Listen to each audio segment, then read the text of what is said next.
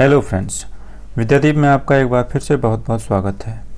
दोस्तों, आज हम डिस्कस करने वाले हैं यूपी टेट 2014 के बाल विकास के पेपर को, जो कि प्राइमरी लेवल का है, कक्षा 1 से 5 का है। दोस्तों, इससे पहले हम यूपी टेट के 2011 और 13 का पेपर डिस्कस कर चुके हैं। यदि आपने वो पेपर नहीं देखा है तो प्लीज़ प्ले लिस्ट में जाकर आप उसको ज़रूर देखिए और वीडियो को अंत तक देखिए। यदि आपको वीडियो पसंद आता है तो उसको लाइक और शेयर ज़रूर कीजिए। चलिए आप बढ़ते हैं क्वेश्चंस की तरफ।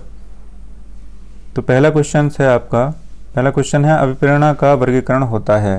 तो अभिप्रेरणा का वर्गीकरण कैसा होता है? इसका सही आंसर है स्वाभाविक और कृत्रिम। दोनों प्रकार की अभिप्रेरणा होती है, स्वाभाविक और कृत्रिम। मतलब आंतरिक स्वाभाविक को वो आप बोलेंगे आंतरिक और कृत्रिम को आप बोलेंगे बाह्य अभिप्रेरणा। तो इसमें जो ये भी याद रखना है आपको कि आंतरिक अभिप्रेरणा बाह्य अभिप्रेरणा से उच्चतर होती है या अच्छी होती है।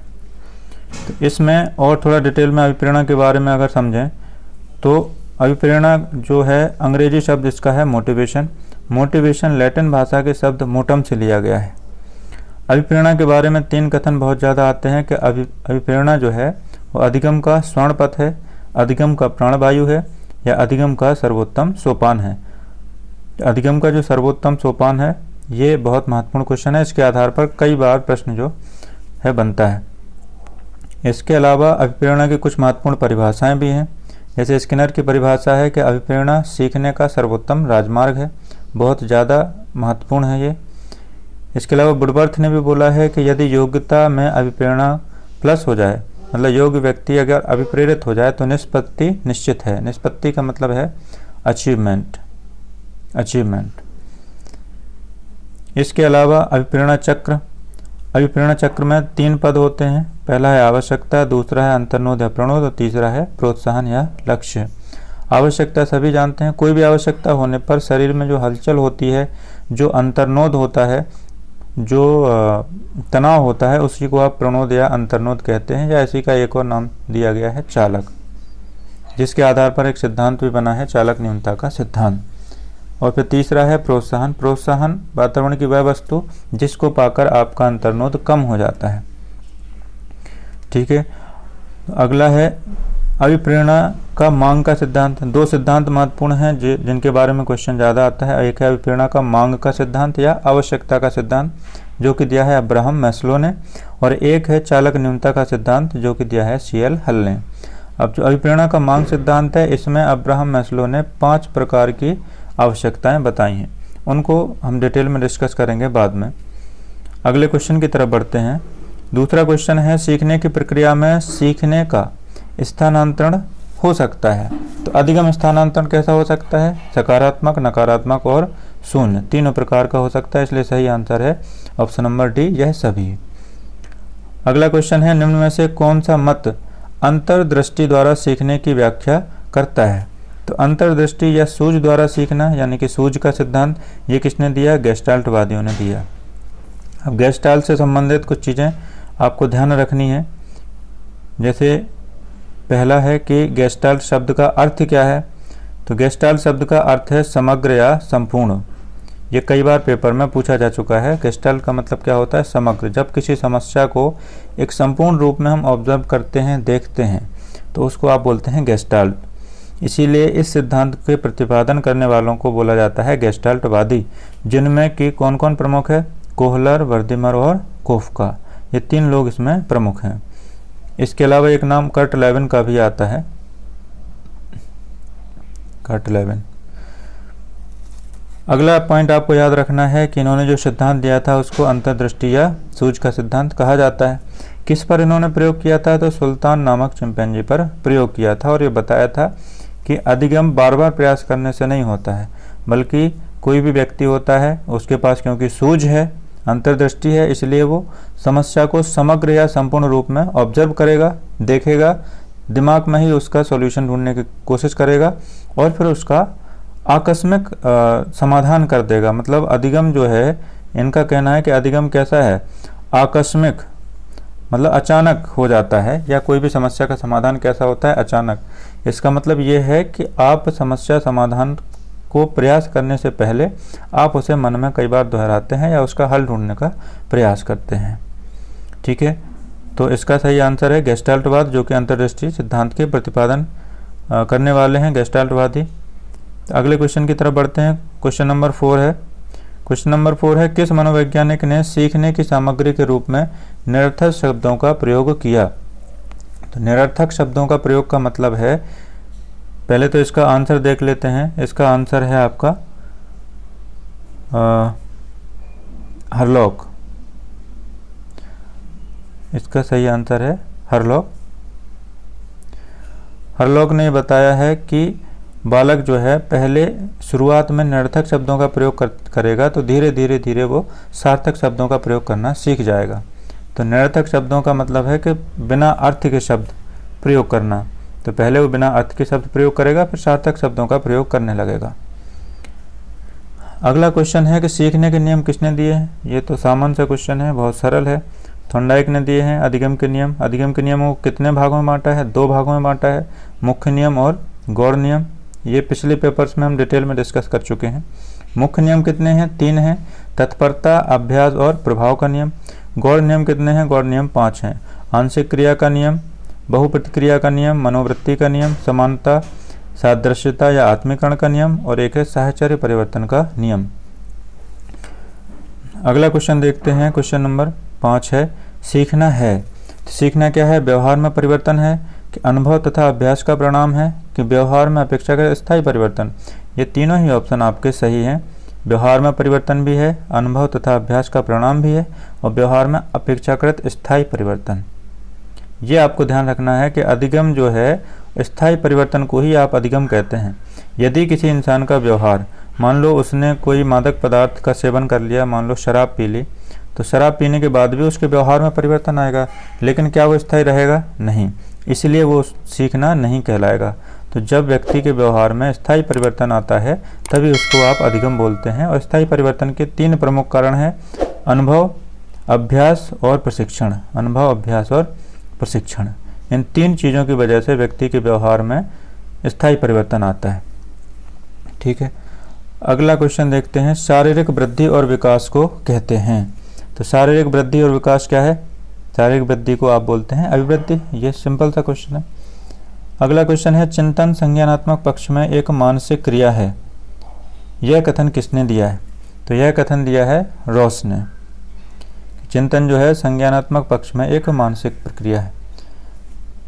अगला क्वेश्चन है, देखिए परिभाषाएं तो आपको याद ही रखनी है, उसके अलावा उसका कोई भी विकल्प नहीं है। ठीक है, तो अगला क्वेश्चन देखते हैं कि बाल मनोविज्ञान के आधार पर कौन सा कथन सर्वोत्तम है? पहला है, सारे बच्चे एक जैसे होते हैं। गलत। कुछ बच्चे एक जैसे होते हैं, ये भी गलत। कुछ बच्चे विशिष्ट होते हैं, ये थोड़ा सही है। और ये ऑप्शन सबसे सही है कि प्रत्येक बच्चा विशिष्ट होता है। ये कथन आपको याद रखना है। मनोविज्ञान क्या बोलता है कि प्रत्येक बच्चा विशिष्ट होता है। अगला क्वेश्चन है कि बाल मनोविज्ञान का केंद्र बिंदु कौन है? तो सिंपल सा क्वेश्चन है, बाल मनोविज्ञान का केंद्र बिंदु कौन होगा? बालक होगा। अगला क्वेश्चन है कि अच्छी स्मृति की विशेषताएं हैं। तो अच्छी मेमोरी क्या कहलाएगी? जिसमें शीघ्र पुनः स्मरण हो जाए, शीघ्र कॉग्निशन हो जाए, शीघ्र पहचान हो जाए, और अच्छी धारणा हो, मतलब कैपेसिटी अच्छी हो। तो इसका सही आंसर होगा ऑप्शन नंबर डी। अच्छी स्मृति की ये तीनों ही विशेषताएं होती हैं। अगला क्वेश्चन है, क्वेश्चन नंबर 12 है, संवेग शब्द का शाब्दिक अर्थ क्या है? संवेग किससे रिलेटेड है? भावों से। तो इसका सही आंसर है उत्तेजना और भावों में उथल पुथल। भाव जब उथल पुथल होती है, भावों में उथल पुथल होती है या उत्तेजना होती है, तो उसको क्या बोलते हैं? संवेग। ये बात आपको याद रखना है कि संवेग में व्यक्ति जो है वो सामान्य नहीं रहता है। संवेग में व्यक्ति सामान्य नहीं रहता है। सामान्य ना रहने का मतलब उसमें शारीरिक परिवर्तन होते हैं, मानसिक परिवर्तन होते हैं, दोनों ही प्रकार के परिवर्तन होते हैं। तो ये पूछ लिया जाता है कि संवेग में 2018 के पेपर में पूछा गया था संवेग के तत्व कौन से नहीं हैं। तो संवेग शरीर में परिवर्तन करता है, मतलब दैहिक रिलेटेड है। किससे रिलेटेड है? दैहिक से।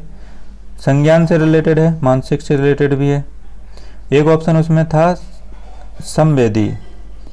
संज्ञान संवेग क्या नहीं है? संवेदी नहीं है। सेंसरी से मतलब नहीं है, संवेदी अंगों से संवेग का कोई भी संबंध नहीं है।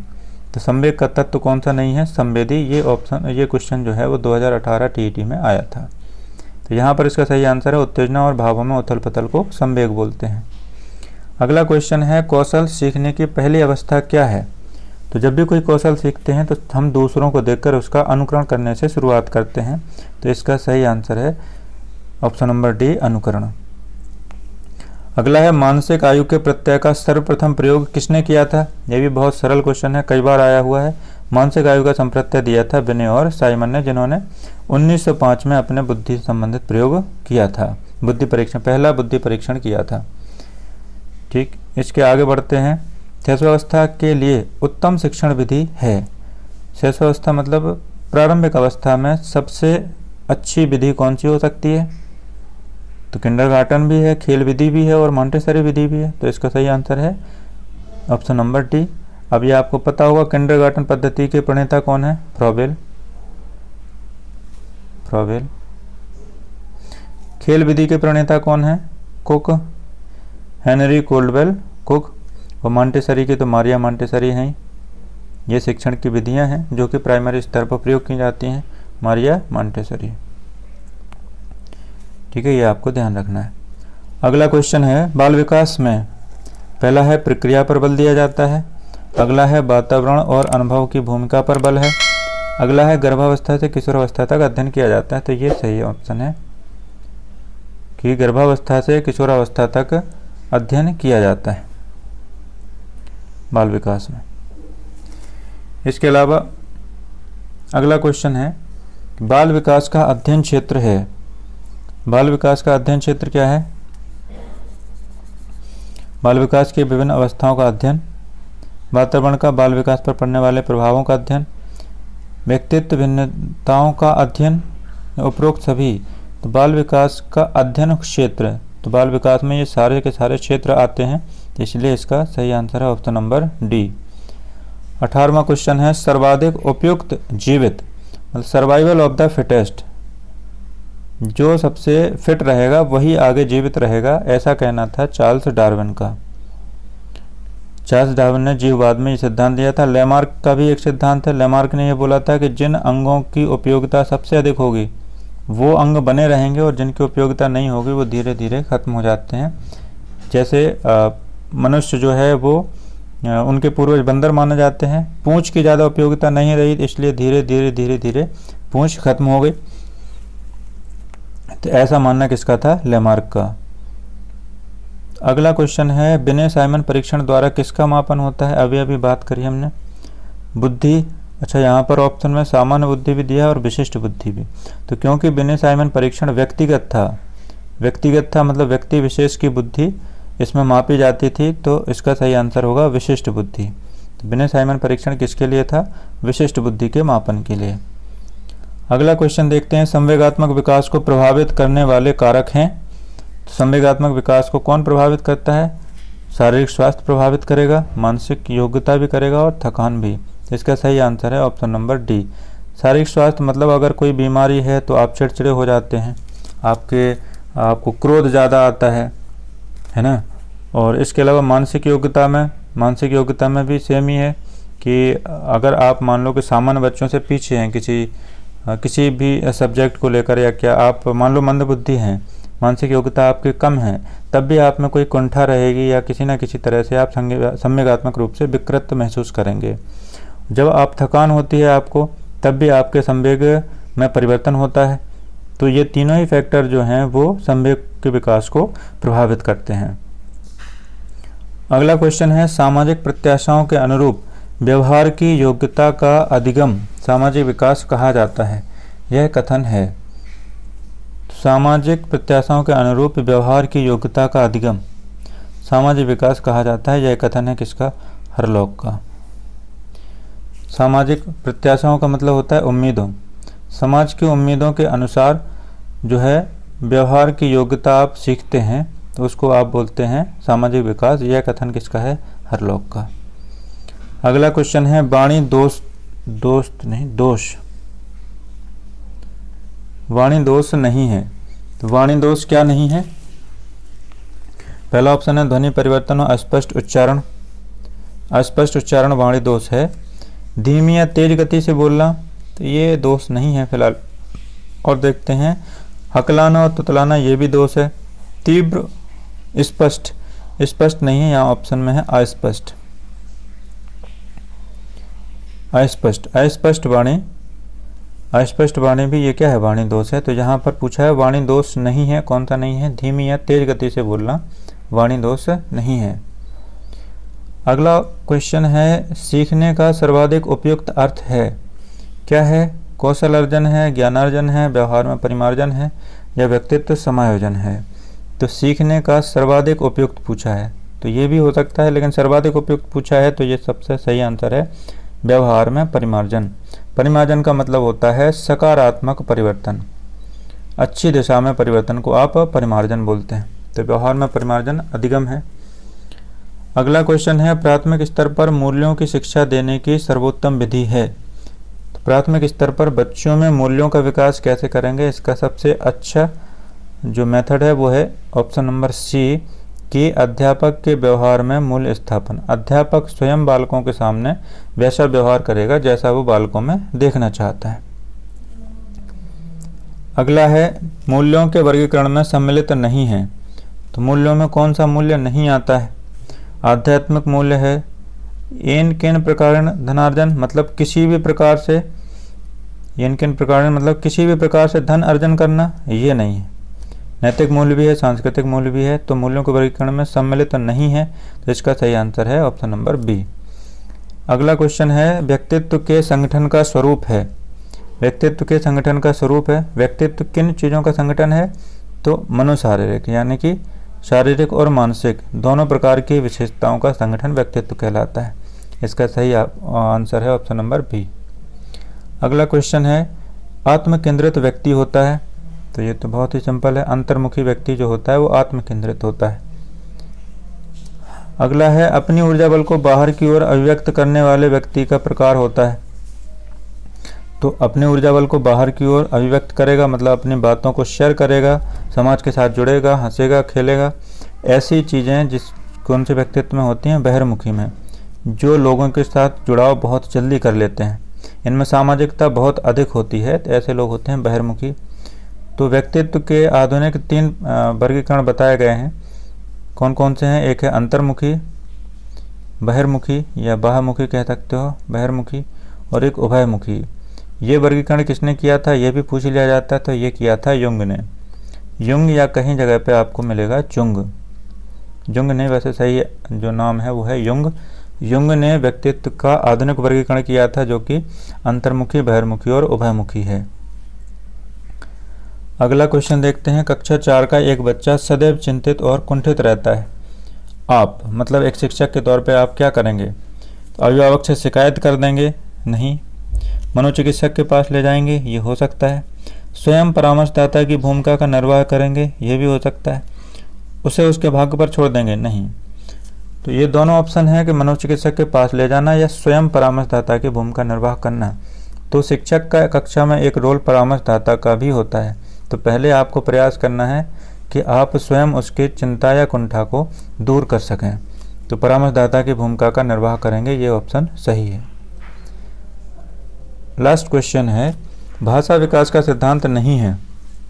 तो भाषा विकास का सिद्धांत कौन सा नहीं है, अनुबंधन है, अनुकरण है, परिपक्वता का सिद्धांत भी है, कौन सा नहीं है, अतिरिक्त शक्ति, ये कोई सिद्धांत नहीं है भाषा विकास का, ठीक है। तो और ये बात भी ध्यान रखना है कि भाषा विकास में जो प्रमुख नाम आता है वो आता है किसका, नोम चॉम्स्की का, नोम चॉम्स्की। ये कई बार पूछा जाता है, शायद 2018 के यूपी टेट के पेपर में भी पूछा गया था, भाषा विकास से संबंधित कौन है, नोम चॉम्स्की, ठीक है। चलिए, तो ये यूपी टेट 2018 के 30 क्वेश्चन हो गए हैं। मिलते हैं अगले वीडियो में। Thanks for watching and God bless you all.